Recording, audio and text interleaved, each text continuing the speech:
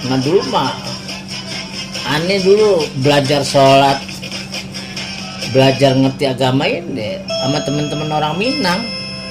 Mau ngapain lagi nih sama Bang Bopak? Jangan lupa tuh subscribe juga Bopak Castello official sekarang. Bapak Castello Iya. official. Jadi kamu yang ngabisin sajian saya ya?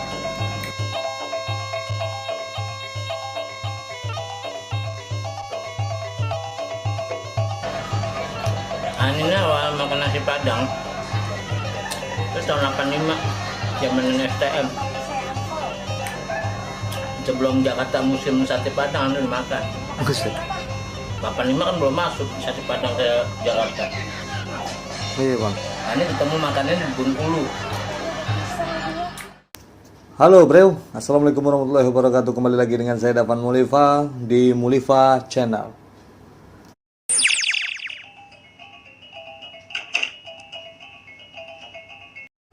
Oke, kali ini saya akan berbicara tentang Bopak Castello dan orang Minang. Bagaimana Bang Bopak Castello ini sebelum dia terkenal, ada orang Minang yang selalu menyokongnya. Sebelum video ini dilanjutkan, mari kita dukung channel Mulifa Channel ini dengan cara mensubscribe. Jangan lupa ditekan lonceng, jangan lupa di like juga ya, jangan jempol ke bawah lagi, jempolnya ke atas dong. Berarti kita berteman. Oke, ini dia videonya. Bopak Castello, di balik kesuksesannya ada orang Minang. Oke, saya lagi di rumah persinggahannya Bang Bopak. Bang Bopak kalau istirahat shooting biasanya di sini ya Bang ya. Iya. Jadi Bang Bopak ini dia nggak lepas juga dari cerita orang Minang. Kita kupas di mana Bang Bopak dengan orang Minang ya. Bang Bopak pernah waktu sebelum kayak sekarang dia bergaul sama orang Minang. Ayo kita cerita juga. Nah, bukan bergaul sama orang Minang lah. Bukan ya? Kebanyakan itu jadi ibu angkat aneh. Aneh itu dulu kebanyakan sahabat aneh, ibu angkatan itu banyak kan darah Minang. Karena kan dulu zaman di tahun 70-an sampai tahun 80-an apa tuh, dulu yang namanya ras Minang di Jakarta itu tuh agamis orang. Kedua tuh memang sudah jadi contoh tauladan buat orang-orang yang hidup di Jakarta dulu ya. Kalau sekarang beda, tua wanita-wanitanya itu enak dilihat dan sisi solehannya itu kelihatan dari dulu. Jadi sebelum ada era hijaber zaman sekarang, wanita Minang dari dulu tuh udah menunjukkan agamis. Jadi aneh tuh nggak heran ngeliat cewek sekarang misalnya kayak hijab. Zaman aneh tuh aneh ngeliat contoh wanita yang soleha ya, ngeliat wanita orang Minang. Di Jakarta itu udah jadi eksempel, udah jadi contoh bahwa lu adalah orang yang sisi tradisionalnya lebih tinggi, nilai kebudayaannya sama orang tua tuh ada. Makanya kan aneh banyak ibu angkatannya banyak kan orang-orang Minang. Makanya yang aneh kangen itu kan masakan-masakan dari mereka itu kan seperti kayak gabus, sambal merah itu kan ciri khasnya, kentang. Terusnya belum aneh dikenalin lagi masakan kayak apa itu, taktus, pakis. Gulai pakis gitu ya. Itu dari orang Padang. Makanya Berarti ada kedekatan emosional. kedekatan emosionalnya tinggi banget. Karena aneh dulu juga punya teman SD namanya Jia, orang Padang Tulen. Aneh itu udah kayak keluarga, tidur makan di situ. Kadang-kadang kalau aneh masakan yang enak kita pedal numpang, kita ngambek, mana sini masakannya kayak ini gitu. Kedua tuh kalau kita lihat sisi Minang sekarang sama dulu tuh udah beda banget kalau buat aneh ya.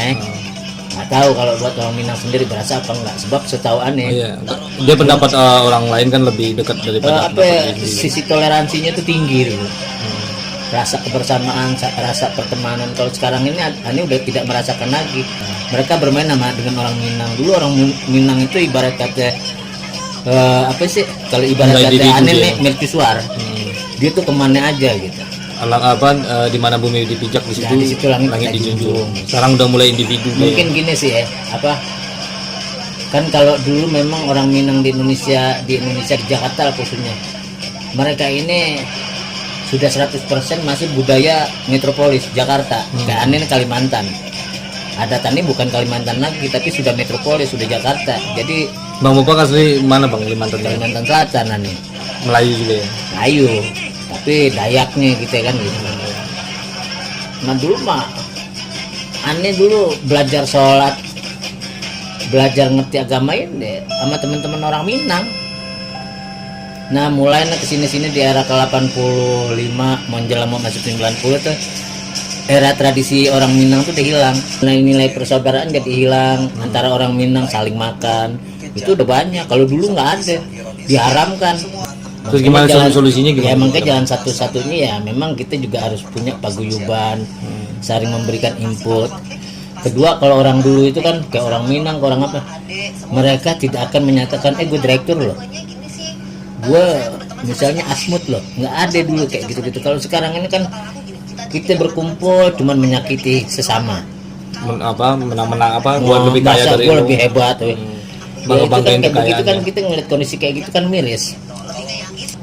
Saatnya ada sahabat Ani Icon ini kan orang Padang juga, dulu dia duta besar Swiss. Dan dia tuh salah satu bapaknya tuh penulis Al-Quran maksudnya, orang hebat tuh Padang. nggak apa-apa nih bang ditayangin. Hah? Yang ini Hah? ditayangin nggak apa-apa nih. Ya nggak apa-apa lah. Terus Itu sahabat Ani tuh, doanya di situ makan tidur itu udah kayak ibu tuh. Dan Ani dirangkul gitu. Sampai aneh ke Bengkulu diajak ke Sumatera tuh sama itu pas acara, memang dia kan punya usaha penyewaan perkawinan rumah ala Minang gitu kan. Jadi aneh tahu tradisi Minang tuh.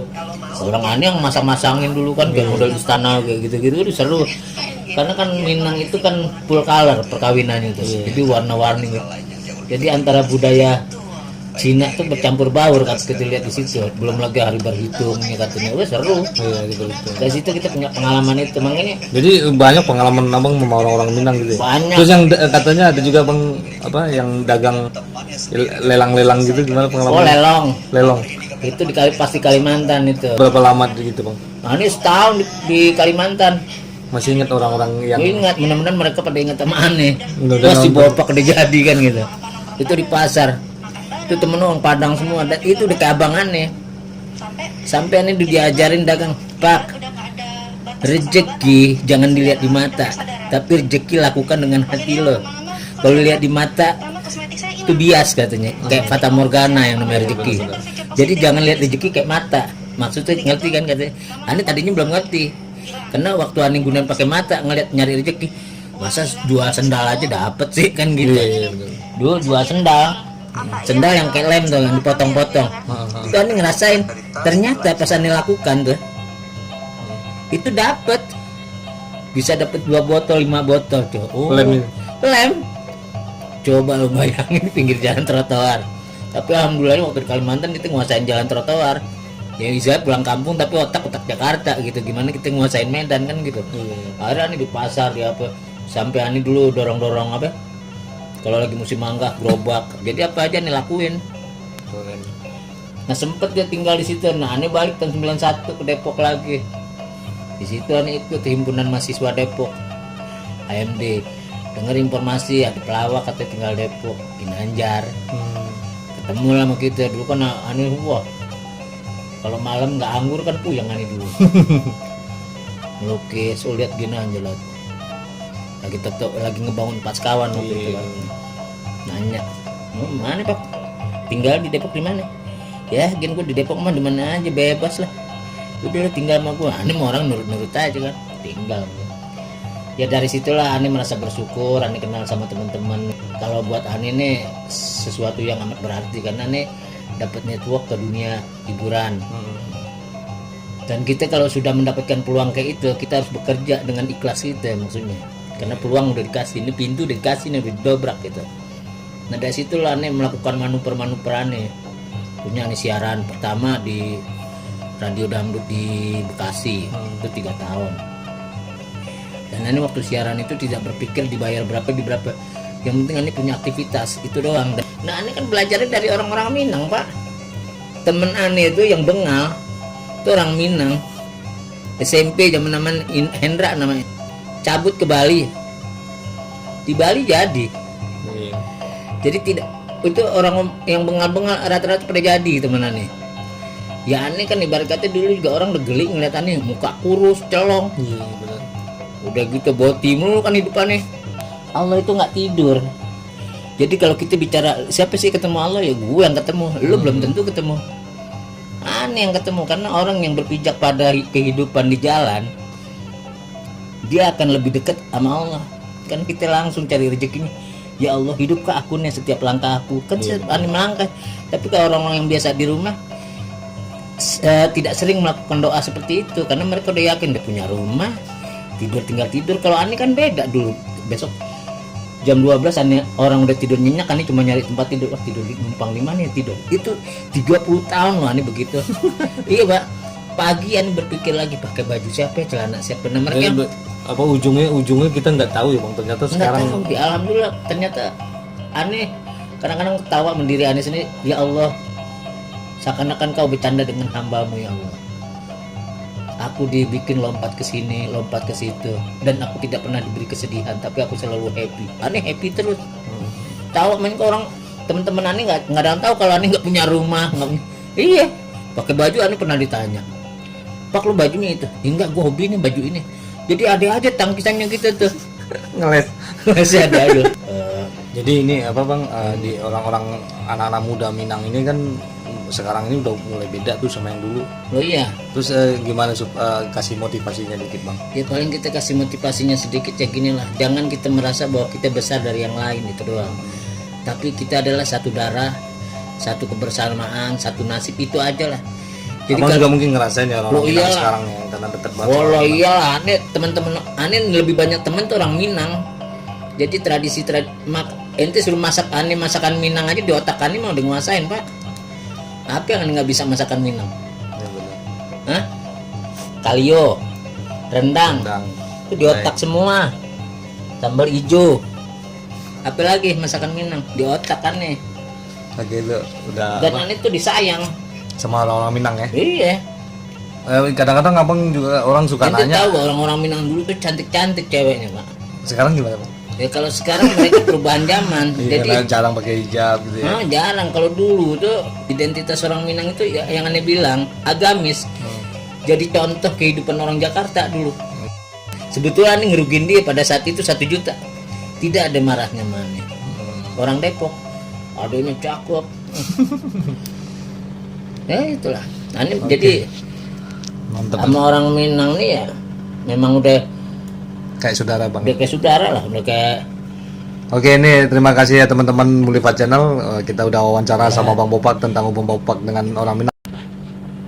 Aneh berdoa Amin. yang paling dalam buat orang-orang Minang di seluruh Minang yang ada di Jakarta. Jadilah orang Minang kembali seperti dulu. Ya, Yang selalu agamis, elegan. Dari segi pendidikannya di nomor 1 kan, itu orang Minang tuh. Sebab aneh juga dalam segi pendidikan kan yang dibantu banyak sama orang-orang Minang. Maksudnya dikasih ongkos. Itu mereka tuh kalau ngeliat kita sekolah bener ngebantu gitu. Dulu aneh kalau setiap namu ke orang Minang itu pasti sopan Pak, sopan. Ternyata penerimanya asik. Masuk kita enggak usah kuncakan, udah masuk yo. Itu diajarin aneh. Iya, baca-baca. Secara nggak langsung etika, agama. Sekolah mana? Bapak tinggal di mana? Ya Pak, saya tinggal sama siapa? Sarun kan digeli kan, wah gembel, enggak dirangkul. Ya udah nggak apa-apa kan, aku juga saudara, anak, kamu kan teman anakku, kamu juga anak aku. Itu dulu aneh dapat itu, makanya aneh disayang. Oke, nanti kita terusin lagi, banyak yang penasaran nih. Nanti kalau misalnya Nanti masih kita ngobrol lagi. penasaran, kasih di komen mau ngapain lagi nih sama Bang Bopak. Jangan lupa tuh subscribe juga Bopak Castello official sekarang. Bapak Castello official. Iya, nanti tayang juga di situ ya. Tayang situ dibantu ya, nanti Iya. subscribe-nya, terusnya jangan lupa loncengnya. Kedua juga ini yang punyanya sahabat gue, Mulifat Channel. Jangan lupa subscribe-nya juga sama loncengnya ya. Oke. Biar kita seru, nanti kita ngobrol-ngobrol lagi. Gimana sih kiat-kiat kita nanti mau menjadi seorang entertain yang sejati. Iya. Entertain yang tidak merugikan orang lain dan tidak melanggar aturan-aturan di luar moral. Ya enggak? Betul. Oke, dah. Assalamualaikum warahmatullahi wabarakatuh.